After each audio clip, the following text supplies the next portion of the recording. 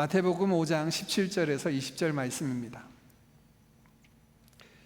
우리 17절부터 20절 말씀, 짧은 말씀이기 때문에 한 목소리로 같이 읽습니다. 시작.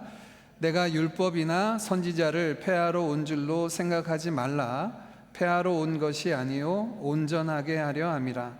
진실로 너희에게 이르노니 천지가 없어지기 전에는 율법의 1.1획도 결코 없어지지 아니하고 다 이루리라. 그러므로 누구든지 이 계명 중에 지극히 작은 것 하나라도 버리고 또 그같이 사람을 가르치는 자는 천국에서 지극히 작다 일컬음을 받을 것이요 누구든지 이를 행하며 가르치는 자는 천국에서 크다 일컬음을 받으리라. 내가 너희에게 이르노니 너희 의가 서기관과 바리새인보다 더 낫지 못하면 결코 천국에 들어가지 못하리라. 아멘. 제가 어제 이제 마지막 설교 준비를 다 하고 설교 원고를 살펴보니까 평소보다 한 3분의 1은 더 많더라고요. 그래서 3분의 1을 줄였음에도 불구하고 평소보다 조금 더 길 것 같습니다. 그래서 오늘은 바로 말씀 풀이로 들어가겠습니다. 우리가 산상수훈을 함께 나누고 있습니다. 오늘 본문 말씀은 우리에게 익히 알려진 말씀인데요, 먼저 17절 말씀을 같이 읽습니다. 17절입니다. 시작. 내가 율법이나 선지자를 폐하러 온 줄로 생각하지 말라. 폐하러 온 것이 아니요 완전하게 하려 함이라. 예수님께서 말씀하시기를 내가 율법이나 선지자를 폐하러 온 줄 생각하지 말라 말씀하신데, 여기서 선지자라는 단어는요, 세번역 성경에는 예언서들의 말들, 예언서들의 글들이라고 되어 있습니다. 단순히 선지자를 의미하는 것이 아니라 율법과 선지자라고 하는 이것은 마치 상용구, 수거처럼요, 구약 전체를 일컫고 있습니다. 내가 율법과 선지서, 예언자들의 말을 폐하러 온 줄 생각하지 말라라고 말씀하고 계시죠. 그러면 역으로 여러분, 예수님을 향하여서 예수님을 구약 성경을 폐하러 오신 분이라고 생각하는 사람이 있다는 말인가 생각하게 되죠. 이 당시 예수님을 향하여서 예수님을 율법 파괴자로 인식하던 분들이 있었습니다. 보통 바리새인들인데요, 이들은 예수님을 향하여 이렇게 말합니다. 예수님, 당신은 안식일을 범하는 사람이요 장로들의 유전을 지키지 않는 사람이고 정결 규례를 깨뜨리는 사람입니다. 말씀을 지키지 않는다, 구약에서 떠난 사람이다 라는 인식을 갖고 예수님을 공격하죠. 예수님이 이렇게 말씀하신 건 내가 율법과 선지자의 글, 선지서를 폐하러 온 것이 아니다, 구약 성경을 폐하러 온 것이 아니라 완성하러 왔다라고 말씀하시는데, 이 당시 유대인들은 다른 인식을 가지고 있는 사람들이 있었다는 겁니다. 결은 조금 다르지만 우리 안에도 좀 그런 경향이 있는 것 같습니다. 어떤 이야기냐면, 성경의 구약 성경과 신약 성경이 있는데 신구약 성경이 조금 다르다라는 인식이에요. 해마다 제가 교회 안에서 양육 훈련을 하다 보면 이런 질문을 드립니다. 사람이 어떻게 구원을 받습니까? 라고 질문하면 생각보다 많은 분들이 이런 답을 하십니다. 구약에는 하나님 앞에 나와서 제사를 지냄으로 구원을 받았고, 신약에는 예수님을 믿음으로 말미암아 구원을 받습니다 라고 생각하고 답하시는 분들이 의외로 많습니다. 아닙니다. 이런 인식은 구약의 구원의 방법과 신약의 구원의 방식이 다르다, 신구약이 나뉘어졌다라는 인식이죠. 또 어떤 분들은 또 이렇게 이야기하기도 합니다. 구약의 하나님과 신약의 하나님이 다른 것 같아요. 구약의 하나님은 무섭고 진노하시고 심판하시는 하나님이라면 신약의 하나님은 아들까지 내어주시는 자비의 하나님, 사랑의 하나님이신 것 같습니다. 이 하나님이 다른 하나님처럼 느낀다는, 이것도 역시 잘못된 인식입니다. 왜 이런 인식이 나타났을까요? 구약 성경과 신약 성경이 단절되었고 다르다라고 생각하기 때문에 그렇습니다. 그런 생각에 오늘 예수님은 못을 받고 있습니다. 아니다, 내가 율법과 선지자를 폐하러 온 줄로 생각하느냐? 아니다 라고 말씀하고 계세요. 그러면 예수님이 무엇을 말씀하십니까? 예수님은 그 율법과 선지자를 완전하게 하러 왔다라고 말씀해요. 우리 17절 제일 마지막에 보면 완전하게 하려 함이다 라고 말씀하는데, 아래 영어 성경책을 보면 이 완전하게 한다라는 말을 fulfill이라고 번역을 했습니다. 완성하러 왔다라는 말씀이에요. 이 말씀도 역시 오해를 하기 쉬운데요. 그러면 구약의 율법과 선지자가 완전하지 않은 말씀, 불완전한 말씀인가? 예수님이 오셔서 이 말씀들을 완성하신다면 이 구약의 말씀은 불완성된, 온전하지 못한 말씀이란 말씀인가? 라고 생각할 수 있죠. 그러나 그 말씀을 하시는 것은 아닙니다. 구약과 예수님과의 관계를 설명하는 많은 성경 구절 중에 대표적으로 로마서 10장 4절 말씀은 이렇게 말씀을 합니다. 그리스도는 모든 믿는 자에게 의를 이루기 위하여 율법의 마침이 되셨다.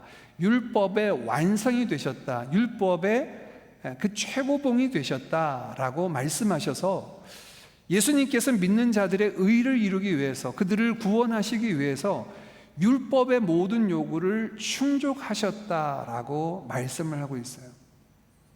그러면 여러분, 예수님께서 어떻게 율법을 완전하게 하시고 어떻게 율법을 fulfill, 완성하셨을까요? 구약 성경을 예수님은 어떻게 온전하게 가득 완성하셨을까요? 보통 우리가 율법을 보면 율법은 세 가지 내용으로 되어 있다고 봅니다. 첫 번째 율법의 내용은 의식법입니다. 의식법이라는 것은 하나님 앞에 나아가기 위해서 우리가 행하는 의식, 제사, 제물, 이 제사와 제물을 드리는 방식, 중간에 제사장을 세워서 그것을 드려야 하고 지정된 장소가 있습니다. 성막과 성전 안에서만 드려야 하고 하는 모든 하나님 앞에 나아가기 위해서 드려지는 의식과 관련된 것인데, 이는 죄인인 우리가 완전하신 하나님 앞에 나아가기 위해서 필요한 절차였습니다. 이것을 알려주는 첫 번째 의식법이 있었고요. 두 번째 율법의 내용은 정결법이 있었습니다. 이 정결법이라고 하는 것은 이스라엘 백성들이 살아가면서 깨끗하고 더러운 것을 구별하여서 깨끗한 삶, 정한 삶을 살게 하는 것입니다. 이스라엘 백성들에게는 의식주 모든 것들이 구별되어서 정하게 살아가야 하는데요, 이 정결 규례에 보면 먹는 음식에도 깨끗하고 더러운 것이 있습니다. 저는 돼지고기를 참 좋아하는데요, 이 돼지고기는 율법에 의하면 부정한 음식이에요. 먹어서는 안 됩니다.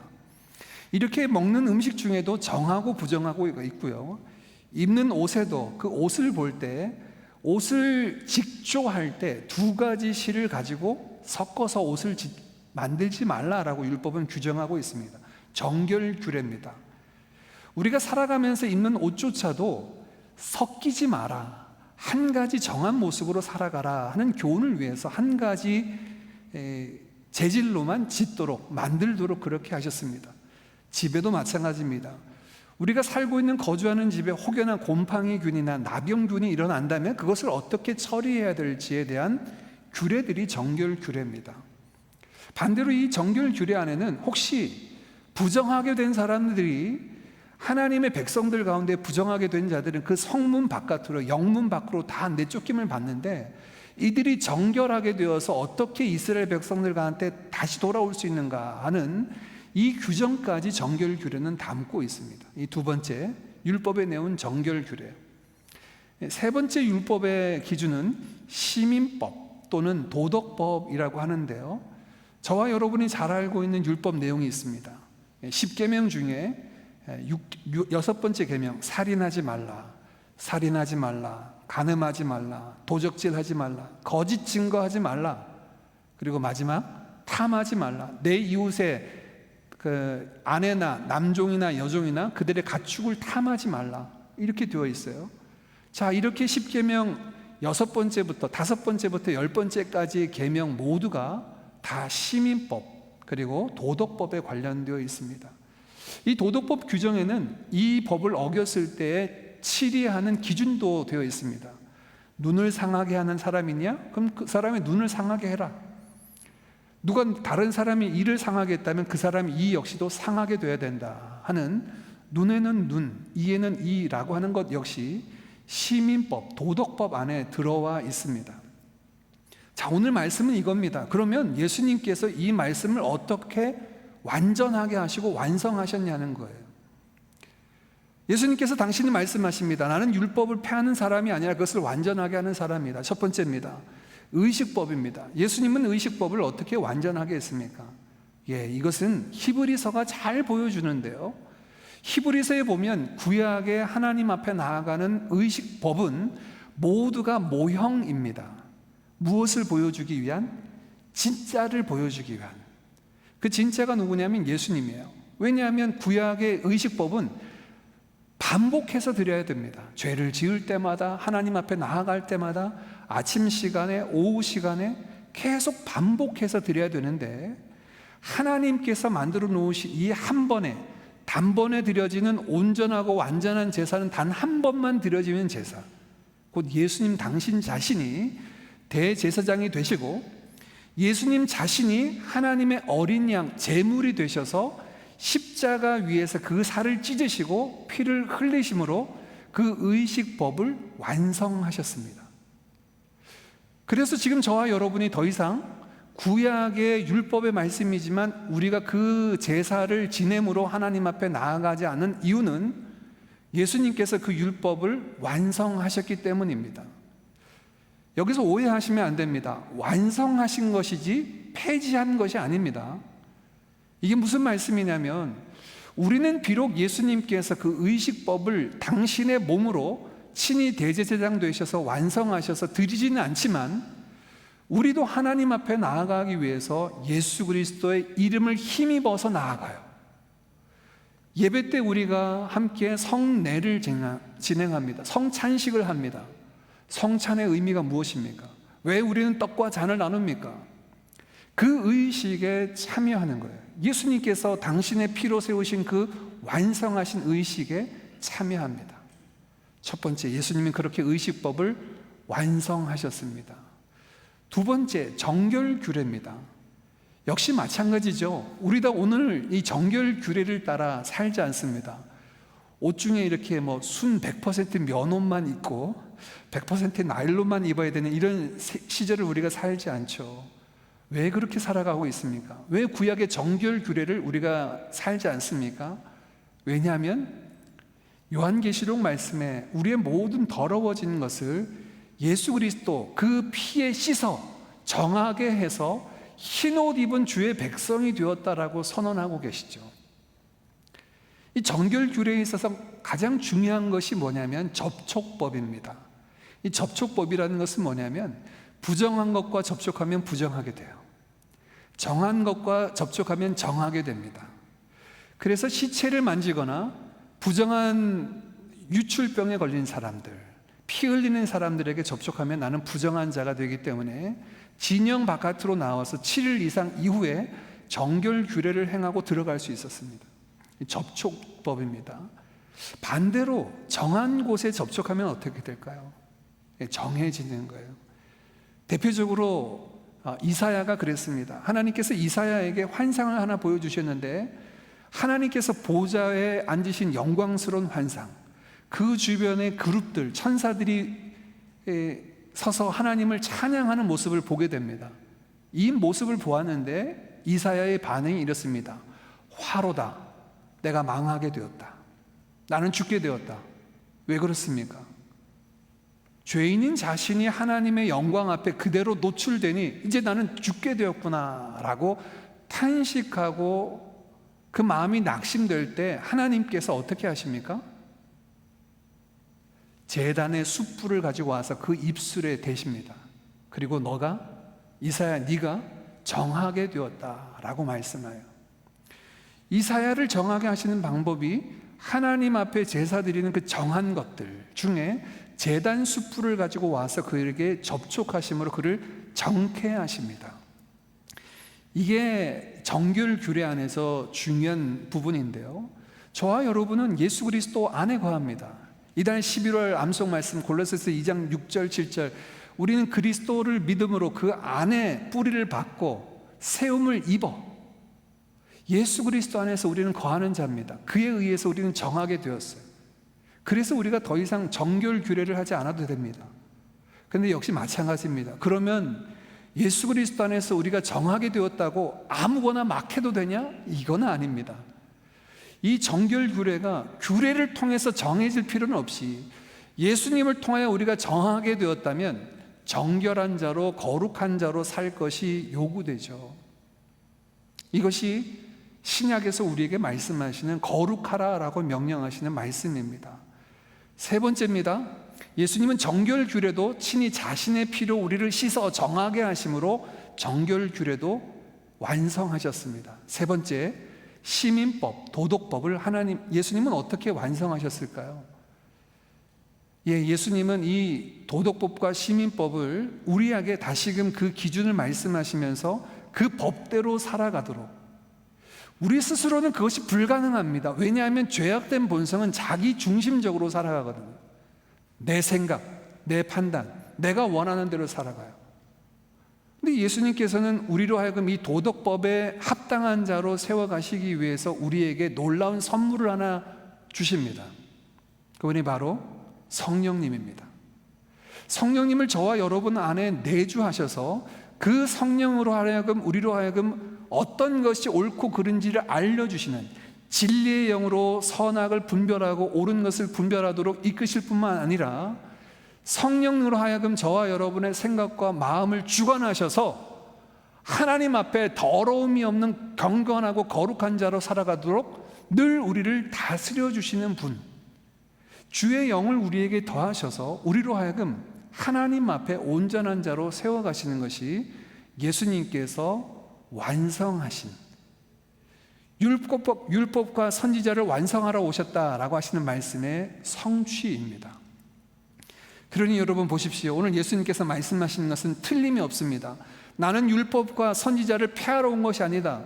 구약을 단절시키고 구약을 끝내기 위해서 온 것이 아니라 하나님께서 주신 그 구약의 말씀을 성취하러 왔다라고 말씀하신 그것을 그대로 제가 소개드린 대로 의식법을, 정결 규례를, 시민법을 그대로 우리가 살아가고 있죠.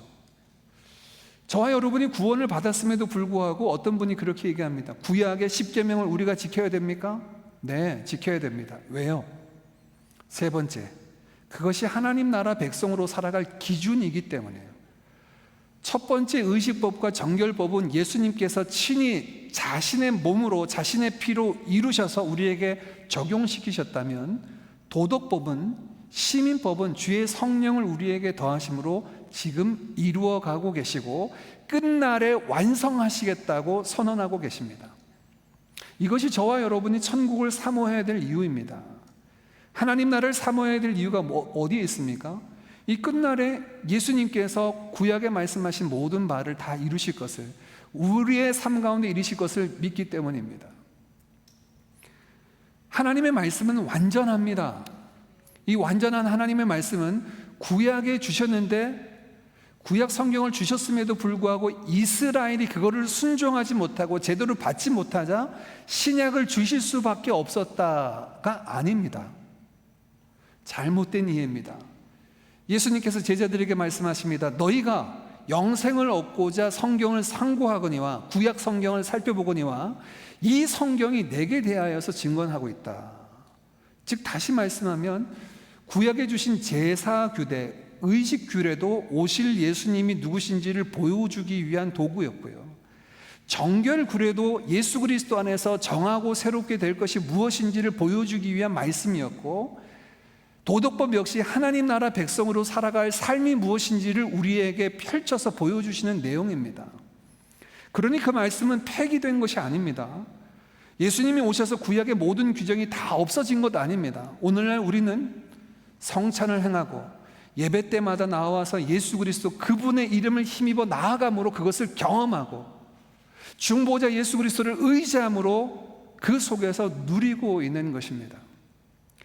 만일 여러분 생각해 보십시오. 구약의 말씀을 주셨는데 그것이 이스라엘의 순종 여부에 의해서 불순종하게 됐기 때문에 새로운 약속을 주실 수밖에 없었다라고 한다면 무엇이 문제가 됩니까?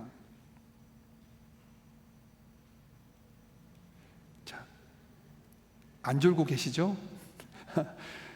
구약의 율법, 구약에 주신 약속이 올드 테스트먼트, 구약이 뉴 테스트먼트와 단절되었고 상관이 없다라고 한다면 무엇이 문제가 되냐면, 하나님은 구약에 주신 말씀을 완전한 말씀으로 주신 게 아니에요. 한계가 있는 말씀입니다. 예수님이 오기 전까지만 적용될 수 있는 말씀이라는 한계를 가지고 있는데, 어떻게 하나님의 말씀이 한계가 있을 수 있습니까? 어떻게 하나님의 말씀이 인간의 순종 여부에 의해서 그것이 적용되거나 적용되지 않을 수 있습니까? 아니에요. 그래서 우리는 신구약 성경 모두를 다 똑같이 하나님의 주신 약속으로, 단지 시기적인 부분의 차이가 있고 기능적인 차이가 있을 뿐입니다. 기능적으로 구약 성경은 오실 메시아를 보여주는 약속으로 주어졌다면, 신약 성경은 오신 예수님이 우리에게 더하신 약속으로 주어질 뿐이에요. 그 기능적인 차이일 뿐이지, 신구약 성경 모든 성경은 하나님의 말씀으로 완전하고 정확무어합니다. 제가 한국에서 이제 목회를 할 때 전임 사역하던 교회들, 제가 전임 전도사, 강도사, 목사하는 교회들마다 새가족부를 맡아서 섬겼는데요. 이제 목사가 되어서 섬겼던 교회에서의 일입니다. 새가족부에서 그 지도를 하고 있었는데, 오신 분들과 함께 성경에 관한 주제를 나누는 주였습니다. 그런데 어느 날 제가 막 성경에 대해서 나누고 있는데 한 분이 손을 들고 계십니다. 질문하셨어요. 이분은 한 50 중반 되시는 그 지역에 있는 여자 고등학교 수학 선생님이셨어요. 제가 이제 새가족 등록부를 보고 알고 있었죠. 그래서 질문을 하시는데 뭐라고 질문을 하시냐면 이렇게 질문하세요. 목사님, 저는 가정의 평화를 위해서 아내를 따라서 교회에 출석한 지 한 6년 정도 됐습니다. 6년 정도 되어서 교회를 출석하는데 교회에 나오니까 예수 믿어야 된다, 구원받아야 된다 하는 이야기를 많이 하시는데, 나는 지난 6년 동안 그렇게 예수를 믿으려고 했는데 안 믿어지더라. 이거 어떻게 해야 됩니까? 그래서 그날 그 반이 맞춰지고 이분을 따로 만나서 이렇게 대화를 나눠보니까 이분의 어려움이 뭔지, 걸림돌이 무엇인지 제가 발견했습니다. 그게 뭐냐면 그분은 성경이 하나님의 말씀으로 믿어지지 않아요.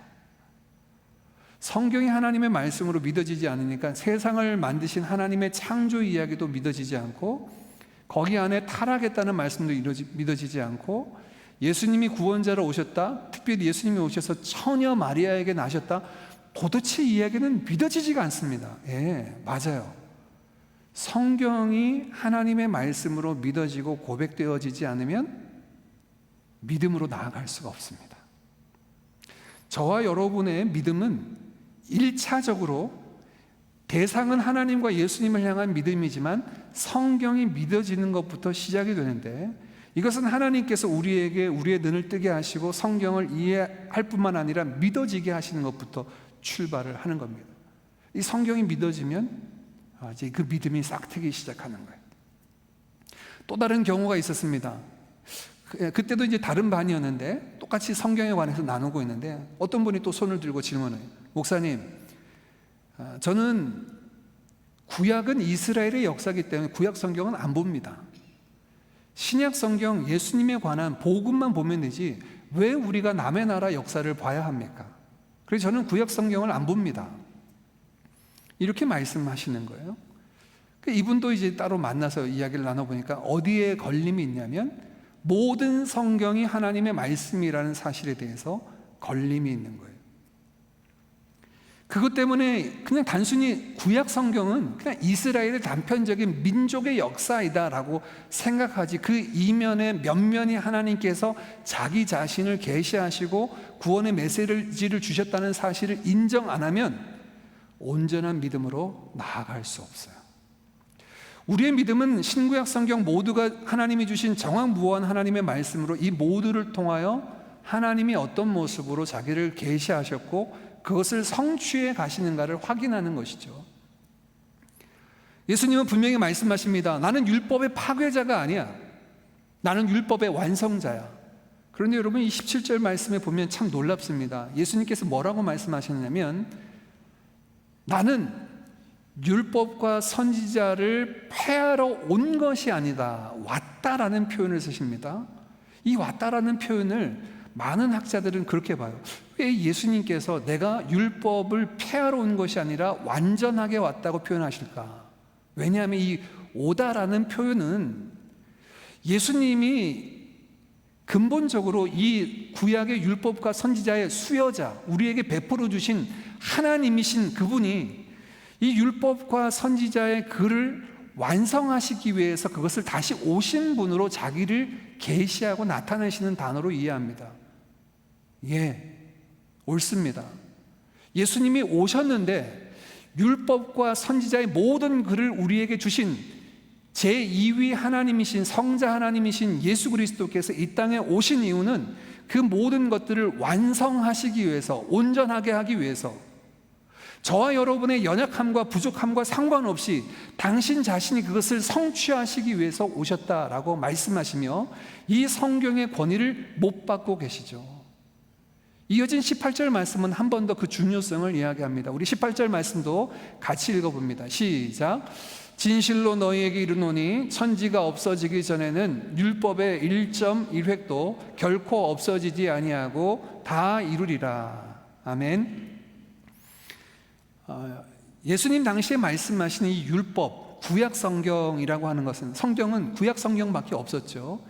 구약 성경은 대다수가 히브리어로 기록이 되었고 다니엘서와 일부 성경만 아람어라고 하는 글자로 되어 있습니다. 근데 히브리어와 아람어가 철자는 아주 유사합니다. 이 히브리어 철자를 보면요, 스펠링을 보면 점으로 찍는 철자가 하나 있습니다. 이걸 이제 보통 요드라고 하는데요, 요드를 찍습니다. 모음 음가를 내기도 하고 이 요드 철자가 있고요, 이 점을 이야기합니다. 그게 예수님이 말씀하신 요드 점입니다. 1점입니다. 그리고 대부분의 히브리어는 가로획이나 세로획 또는 원을 그리는, 타원을 그리는 형태의 철자로 되어 있어요. 이게 획입니다. 자, 예수님께서 말씀하신 성경을 이야기 들면서 그 요드 한자, 점 하나, 가로획이든 세로획이든 그 획 하나도 없어지지 않고 모든 것이 다 이루어질 것이다 말씀하시는 이 말씀은 성경의 말씀의 완전성을 다시 한번 예수님께서 강조하고 계신 겁니다. 성경 말씀은 그 점 하나, 획 하나도 사라지지 않고 이루어지지 못하는 것 없이 모든 것이 다 성취될 것을 강조하고 계시죠. 이를 위해서 예수님께서 하나의 비유를 들어서 이야기하십니다. 언제까지? 천지가 없어지기 전에는, 이 전에는이라고 한글 성경은 되어 있지만 원어 성경이나 영어 성경에 보면 till이라고 써 있어요. 언제까지? 천지가 없어지기 전까지, 없어지기까지 라고 되어 있습니다. 대부분 그렇게 번역을 했는데요, 이 본문을 헬라어 원어로 보면 안이라고 하는 헬라어 전치사가 하나 포함이 되어 있습니다. 이 안이라고 하는 단어는 한 문장 속에서 어떤 역할을 하냐면 가정법의 역할을 하고 있어요. 그래서 우리 성경에는 천지가 없어지기 전에는 천지가 없어지기까지라고 번역할 수도 있지만 이 전치사를 그 의미 그대로 살려서 번역한다면 천지가 없어지더라도 라고 하는 가정형으로 번역을 할 수 있습니다. 저는 그 의미가 조금 더 가까워 보입니다. 천지가 없어지더라도, 이 말씀은 뭐예요? 하나님이 지으신 모든 피조물이 다 없어지더라도 하나님이 말씀하시는 그 점 하나, 획 하나까지 사라지지 않고 모든 것이 이루어진다는 말씀이에요. 이게 하나님의 말씀의 완전성과 능력을 이야기합니다. 이것을 보여주기 위해서 예수님은 한 번 더 강조하며 말씀하시는데 18절 말씀이 이렇게 시작합니다. 진실로 너희에게 이르노니. 이 말씀을 이제 원어 성경에 보면 아멘 가르 레고 휘민이라고 하는 단어로 되어 있는데요, 이 아멘이라는 단어로 이 18절은 시작해요. 저와 여러분이 기도 마칠 때 아멘 하는 그 아멘입니다. 진실되다, 맞다라는 겁니다. 근데 복음서를 읽어보면 예수님께서 이 진실로 아멘이라고 하는 단어를 쓰실 때는 어떤 것의 진위 여부를 더 이상 논할 필요 없이 도장 찍으실 때 이 단어를 쓰십니다. 이건 더 이상 논할 필요가 없어. 이 진실로라고 하는 말씀이 그런 의미를 띠고 있는데요, 예수님은 진실로 내가 너희에게 이른다라고 말씀하고 있어요. 이거는 다른 의심의 여지, 논란의 여지가 없다는 거예요. 하나님의 말씀의 그 완전성에 관한 이야기를 다시 한번 강조하고 있는 거죠. 이 18절 말씀에 오롯이 세 가지 장치가 보이는데, 그 점 하나 획 하나까지 천지가 없어지더라도, 그리고 예수님이 말씀하신 그 진실로라고 하는 강조를 통하여 하나님의 말씀의 완전성을 이야기합니다. 여러분, 이 말씀을 통하여서 우리 믿음의 선진들이었던 종교개혁자들은 이런 우리의 신앙의 슬로건을 만들어 놓았습니다. 어떤 슬로건이냐면, 성경은 우리의 신앙과 삶의 유일한 법칙입니다 라고 아예 신조 가운데 못 박아 놨어요. 우리 한번 따라 해볼까요? 주일학교는 아니지만 한번 따라 해보겠습니다. 성경은 우리의 신앙과 삶의 유일한 법칙입니다. 네, 유일한 법칙이에요. 다른 법칙이 있지 않고 유일한이라고 표현한 이유는 오늘 예수님께서 말씀하신 이 18절 때문에 그렇습니다. 성경에 외에 다른 것이 이만큼 권위 있고 능력이 있고 완전한 것이 없다는 거예요. 성경 말씀은 저와 여러분의 신앙, 믿음뿐만 아니라 삶의 모든 삶에 있어서 유일한 법칙이 된다. 우리의 신앙은 성경을 어떻게 대하고 여기느냐에 따라서 저와 여러분의 믿음의 모습이 나타납니다. 우리의 믿음은 성경에 대한 부분과 연결되어 있어요. 한 몇 해 전의 일입니다. 저희 아들이 벌써 군대 간 지 한 1년 반이 되었으니까 몇 해 전에 제가 거실에서 뭐 다른 일을 하고 있는데 저희 아이들 둘이서 거실에 나와서 대화를 나누고 있었습니다. 이제 나이가 20이 넘어가니까 결혼에 관한 주제로 대화를 나누더라고요. 뭐 결혼에 관해서 이런저런 얘기를 나눠요. 나누다가 이제 한 녀석이 그런 얘기를 해요. 나는 굳이 결혼해야 될 필요는 없는 것 같아. 요즘 시대에는 혼자 살아가는 것도 괜찮다고 생각해. 이런 얘기를 해요. 그래서 저도 이제 관심 없는 척 하면서 둘이 대화 나누니까 무슨 얘기를 하느냐 이렇게 보고 있다가 한 녀석이 이렇게 얘기하는 바람에 제가 그 대화에 끼어들었습니다. 무슨 얘기 하느냐? 성경이 뭐라고 얘기하냐? 성경에 하나님이 남자와 여자를 만드시고 그 둘이 연합하여 한 몸을 이루라고 말씀하셨고, 하나님께서 타락하기 전에 인류에게 생육하고 번성하고 땅을 정복하고 땅에 충만하라고 말씀하셨는데 무슨 생각을 해? 무슨 얘기하는 거야? 다른 건 없어. 물론 성경에서 바울과 같이 특별한 사역과 어떤 예외적인 경우에 독신을, 미혼에 관해서 이야기하는 부분이 있습니다. 그것에 관해서 얘기를 해줬어요. 성경에서 어떤 특별한 사역과 내용을 위해서 예외 규정을 두었지만 인류 모두에게 주신 총체적인 기본적인 것은 결혼이야. 이게 남자와 여자를 만드신 하나님의 창조 원리에 있고 창조하신 피조물에게 주신 명령 가운데 놓여 있다. 다른 생각하지 마. 결혼은 반드시 해야 돼. 그리고 배우자를 위해서 준비하고 결혼이 어떠해야 되는가에 대해서 잘 생각하고 준비하는 것이 필요하다. 무턱대고 시간이 되었고 무턱대고 누구를 만났기 때문에 결혼해야 된다. 그거 옳지 않다. 하나님이 말씀하신 이 결혼에 관해서 생각하고 준비해야 된다. 이런 얘기를 나눈 적이 있습니다. 단호했습니다. 왜냐하면 성경이 그렇게 명령하기 때문입니다. 목사님, 요즘 시대가 이게 AI 시대가 되어서 세상이 어떻게 변화될지 모르고 이 세상이 어수선한 분위기인데, 예, 맞습니다. 그런 상황도 있고 여러 가지 모습이 펼쳐질 수 있어요. 그래도 예수님이 18절 말씀에 뭐라고 말씀하십니까? 천지가 없어질지라도 그 말씀은 없어지지 않고 다 이루어질 것이다. 세상이 변하고 그 말씀을 지키고 따르는 것이 쉽지 않고 어려운 상황이 온다 할지라도 그것이 우리가 그 말씀을 지키지 않아도 될 이유는 아닙니다. 하나님의 말씀의 권위는 분명합니다.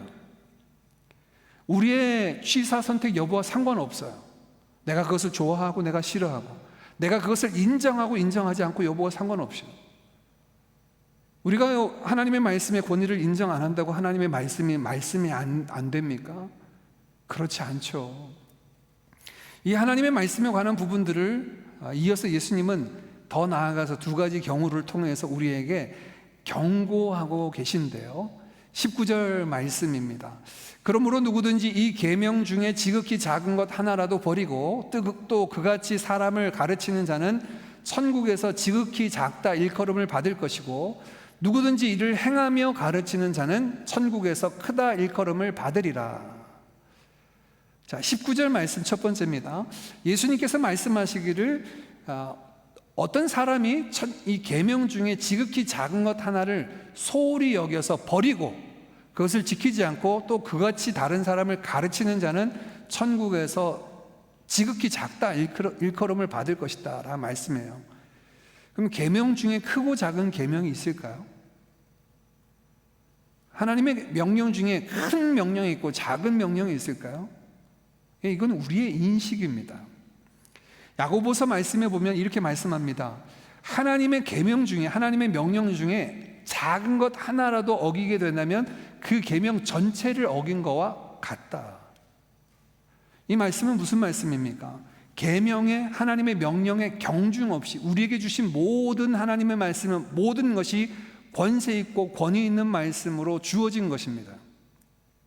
그런데 왜 이 예수님은 19절 크고 작다라고 말씀하실까? 받는 우리가 그렇게 여기는 거예요. 어떻게 하려고요? 버리려고, 지키지 않으려고요.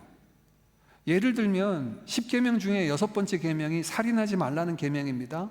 10번째 계명이 내 이웃의 것을 탐하지 말라는 겁니다. 우리 인식 가운데는 살인하지 말라는 계명이 큰 명령이고요, 탐하는 건 그건 아주 사소하고 작은 명령 같아요. 그래서 이 큰 명령은, 중요한 명령은 지켜야 된다고 생각하고 작은 거는 눈 감아도 좋다라고 생각하는 거, 그거 아니라고 말씀하세요. 뒤에 누구든지 이를 행하며 가르치는 자는 천국에서 크다 일컬어질 것이다. 이 모든 것들, 이를이라고 하는 것은 바로 앞에 있는 그 작은 것, 앞에 있는 전자가 사소하다고 버린 그것을 받아가지고 행하며 가르치는 자는 천국에서 크다 일컬어질 것이라는 거예요. 근데 예수님의 말씀이 이게 참 재밌습니다. 19절 말씀에 보면 이 두 사람의 경우를 이야기하시는데 둘 다 천국에 갑니까? 못 갑니까? 천국에 간 걸 지금 전제하고 있어요. 천국에서 크다, 천국에서 작다 일컬어지겠다, 천국을 간다라고 이야기를 해요.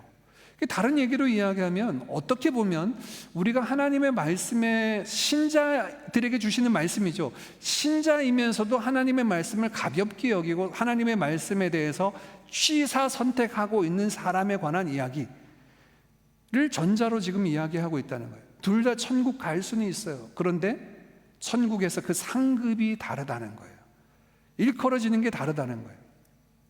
이 상급에 관한 이야기는 다음 기회에 다시 더 중하게 나누겠지만, 여러분 보십시오. 천국에서 크다 일컬어지는 자, 천국에서 작다 일컬어지는 자, 무엇 때문에 이게 나누어진다고요? 하나님의 말씀을 대하는 자세, 반응 때문에 나누어져요. 예수님께서 말씀하신 천국에 보화가 있고 상급이 주어지는 것은 분명합니다. 주님의 약속이고 말씀이기 때문에. 그런데 그 천국에서 주어지는 상급이라고 하는 것이 무엇 때문에? 헌금을 많이 해서 또 많은 놀라운 업적을 이루어냈고 선교지 몇 개 교회를 세워서 내가 천국에서 큰 상급 받겠다라고 이야기하지 않아요. 하나님의 말씀을 대할 때 어떤 모습으로 대했느냐의 여부라는 거예요. 여러분, 우리는 지금 하나님 말씀 앞에 어떤 모습으로 서 있습니까? 하나님의 말씀이 내가 원하는 형태로 내가 받기 쉬운 것만 붙잡고 있지는 않습니까? 말씀에 취사 선택하고 있다면 옳지 않습니다. 바른 신앙생활 아닙니다. 아무리 내가 생각하기에 작고 경미하고 내 마음에 부담스럽고 내 마음에 합하는 것이 아니라 할지라도 하나님 말씀 앞에, 그 말씀 앞에 엎드리는 자, 오늘 찬양팀 찬양한 것처럼 그 말씀에 생명을 거는 자, 이것이 참된 신앙생활일 줄 믿습니다. 주의 말씀대로 살아가는 거예요. 예수님이 이 말씀에 덧붙여서 한 가지 더 중요한 경고로 이 메시지를 마칩니다. 20절 말씀입니다. 우리 20절도 같이 한번 읽습니다. 시작. 내가 너희에게 이르노니 너희 의가 서기관과 바리새인보다 더 낫지 못하면 결코 천국에 들어가지 못하리라. 아멘. 예수님이 말씀하실 이 당시에 유대인들 가운데 이런 속담이 있었다고 합니다. 천국에 두 사람이 들어간다고 한다면 그 첫 번째 사람은 서기관이고 두 번째 사람은 바리새인일 것이다. 유대인들이 이런 속담을 가지고 있을 정도로 이 당시에는 서기관, 바리새인들 하면 하나님 말씀을 가장 잘 알고 가장 잘 지키는 사람들이라고 이렇게 일컬어질 때였습니다. 예수님은 아마 이 속담을 들으셨던 것 같아요. 그래서 아마 비교 대상을 이렇게 정하신 것 같은데 20절 말씀을 여러분 자세히 보십시오. 보시면 서기관과 바리새인들은 천국에 들어가는 자입니까? 못 들어가는 자입니까? 예수님의 뉘앙스를 보십시오. 그들에 대한 이야기는 아니지만 그들과 비교해서 말씀하시는 것으로 보아서 서기관과 바리새인들은 천국에 들어가는 자예요? 못 들어가는 자예요? 그들이 가지고 있는 의로는 천국에 들어가지 못하는 자라고 더 강력하게 이야기합니다. 자, 저 보십시오. 19절에는 천국에 들어간 자 중에 큰 자, 작은 자를 이야기했다면 20절에는요, 못 들어가는 자에 관한 얘기를 더 강력하게 지금 들려주고 계신 겁니다. 이 서기관과 바리새인들이 도대체 어떤 사람이었길래 예수님이 이렇게 말씀하실까? 복음서에서 예수님께서 말씀하신 내용들을 보면 이들이 살아가는 의를 보게 되는데, 특별히 바리새인들을 향하여 예수님께서 이렇게 말씀하십니다. 너희가 박하와 근채에 11조는 드리지만 과부의 호주머니를 탐하는 자들이구나 라고 하는 말씀을 하세요. 그들을 향하여 회칠한 무덤이라고 말씀하십니다. 겉으로는 회를 칠해서 석회를 발라서 아주 번드르한 무덤처럼 보이지만 그 안에는 썩어 문드러진 냄새나는 시체가 있는 것처럼 회칠한 무덤이라고 말씀하시는 거예요. 그들의 의의가 이렇습니다. 어떤 의의입니까? 겉으로는 11조, 먹는 야채의 11조까지 드릴 정도로 아주 철저했습니다. 일주일에 2번 금식하며 기도했습니다. 외적인 의의를 추구하는 데는 열심이었지만 내면적인 의의는 추구하지 않았어요. 두 번째, 그들이 추구하는 의의는 무엇입니까? 자기의 힘으로 도달하는 의의입니다. 열심히 여러 가지 규정을 만들어내서 내가 이루어내서 그 의의를 획득하는 의의였습니다. 그런 의의로는 안 된다는 말씀이에요. 또 그들의 의의는 어떤 의의였습니까? 자기가 획득한 의의이기 때문에 결국 그 의의는요, 자기의 배지가 돼요. 자기의 배지가 돼서 나 이만큼 이런 배지를 달고 있어. 금딱지를 달고 있어. 금식하고 있고 11조 하고 있고 이런 규례를 지키고 있어라고 하는 자기의 배지를 삼는 그 의의는 자기의 의를, 자기의 영광을 취하는 의의였습니다. 예수님은 그런 의의로는 하나님 나라 들어갈 수 없다는 말씀을 하고 계세요. 근데 왜 20절 말씀을 앞선 17절부터 19절까지 말씀에 뒤에 붙였냐는 거예요. 여러분, 말씀을 따라 우리가 순종하며 그 말씀의 권위를 인정하는 사람들이 갖는 의는, 우리에게 주어지는 의는 이럽니다. 우리는 서기관과 바리새인 것만큼 철저하게 규정들을 지키고 장로의 유전들을 따라서 식사할 때마다 손을 씻고 이렇게 하지는 않습니다. 그럼에도 불구하고 우리의 의는 그들보다 더 나은 의인데 예수 그리스도께서 앞서 십자가에서 이루신 그 의를 덧입었기 때문입니다. 칭의죠. 예수의 의를 우리가 덧입은 의입니다. 이 의만이 아닙니다. 예수님께서 말씀하신 그 서기관과 바리새인보다 더 나은 의라는 말씀은 그들이 이루고자 하는 도덕적인 수준, 윤리적인 수준을 능가하는 의를 예수로부터 의롭다 칭함받은 자들이 살아갈 수 있도록 그들을 이끌어 가십니다. 어떻게요? 앞서 말씀드린 것처럼 성령을 그들에게 보내주셨어요. 여러분, 오해하지 마십시오. 우리 기독교는 도덕과 윤리 종교 아닙니다. 착하게 살아라, 바르게 살아라, 선하게 살아라, 이거 이야기하는 종교 아니에요. 우리 신앙은 구원의 신앙입니다. 죄인들이 생명을 얻는 겁니다. 영생을 얻고 하나님 앞에 나아가 그 하나님의 영생에 잇대어 살아가는 것이 우리의 신앙입니다. 그런데 여러분, 이 구원의 신앙인데도 불구하고 우리의 신앙의 그 면면을 보면 도덕과 윤리를 이야기하는 종교보다 더 뛰어납니다. 더 높은 수준의 도덕과 윤리를 요구하고 있어요. 다음 주부터 그 내용들을 예수님께서 말씀하신 10계명의 내용들을 통해 살펴볼 텐데, 다음 주의 내용은 6계명입니다. 6번째 계명, 살인하지 말라. 그런데 예수님은 뭘 요구하고 계십니까? 서기관보다 바리새인보다 더 높은 의는 뭡니까? 그들을 향하여 손으로 죽이는 살인 말고요, 라가라고 하는 이 어리석은 놈, 이 바보 같은 놈이라고 입으로 한다면 살인하는 거예요. 너의 마음으로 형제를 미워한다면 이미 마음으로 살인한 것이라는 거예요. 이게 예수님께서 말씀하신 의입니다. 목사님, 우리가 도대체 그 의에 어떻게 도달할 수 있을까요? 가능한데요. 그 삶을 향하여 우리가 달려나아가고 그것을 이룰 수 있는데, 그것은 예수 그리스도의 의를 덧입을 뿐만 아니라 그 의를 우리 가운데 세워가도록 말씀을 통하여 지도하시고 진리의 영이신 성령께서 저와 여러분 가운데 함께해서 이끌어 가실 줄 믿습니다. 신앙생활의 방향은 명백합니다. 교회 생활 잘하는 건 아니에요. 신앙생활의 방향은 예수 그리스도 안에서 의로운 거룩한 하나님의 백성으로 이 땅 가운데 살아가게 하는 것인 줄 믿습니다. 우리의 힘으로가 아니라 오직 은혜로 말미암아 그 삶을 향하여 달려나아가게 하는 겁니다. 오늘 이 말씀의 우리 결론 부분들을 한번 여러분 마음에 보십시오. 예수님의 그 경고의 메시지입니다. 혹시 나는 하나님의 말씀을, 그 권위를 인정하지 않고 여전히 내 마음대로 취사 선택, 좋은 것은 단 것은 삼키고 쓴 것은 뱉어버리는 이런 수준의 신앙은 아닙니까? 또 우리 자신을 보았을 때 예수 그리스도를 믿음으로 말미암아 덧입는 의뿐만 아니라 그로 말미암아 의로운 삶을 향하여 달려나아가는, 매진하는 삶이 아니라 적당하게 살아가는 적당주의, 그거 그만하라는 말씀이에요. 하나님의 말씀을 따라서 의로운 백성으로 살아가라는 말씀을 주시고 계십니다.